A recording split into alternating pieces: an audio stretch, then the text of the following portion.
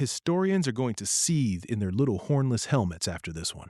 For years, movies, TV shows, and bearded dudes on the internet have hyped up the Vikings as unstoppable alpha warriors. You know the image: giant bearded beasts raiding villages, screaming at the sky, conquering everything with pure rage and axes.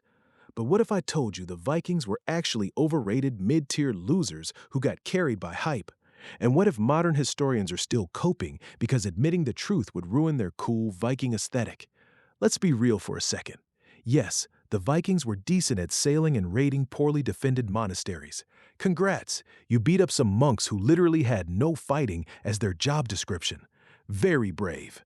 They had cool longships, sure, but most of their raids were basically smash and grab on coastal villages when the real armies were busy elsewhere.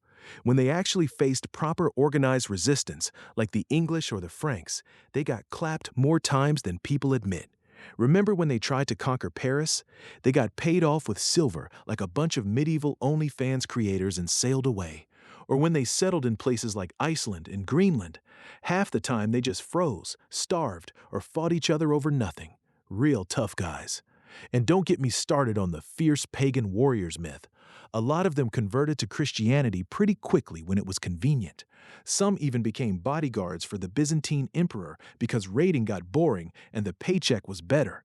Elite Varangian guard sounds cool until you realize they were just tall mercenaries simping for gold and fancy robes. The funniest part? Vikings weren't even that tall or jacked compared to what movies show. Average height was like 5'7" or 5'8", basically today's average dude who skips leg day. They wore wool tunics, not fur capes 24/7. And those famous horned helmets? Complete myth. They never existed. Historians added them later because it looked cooler for operas and cartoons. Now here's the modern troll angle that'll make people rage in the comments. Today we romanticize Vikings as based masculine icons, but in reality, they were just early version of frat bros with boats, raiding when nobody was looking, running when things got serious, and writing sagas to brag about how awesome they were. Sound like any group you know in 2026? Strong men create good times until they start LARPing as epic warriors while their actual success rate was barely above 50%. Of course, the Viking fanboys and historians will scream, "You don't understand the culture," or "Context matters." They'll post paragraphs about trade networks and exploration while ignoring that most Viking exploration was just getting lost and dying in Canada. But the pattern is hilarious.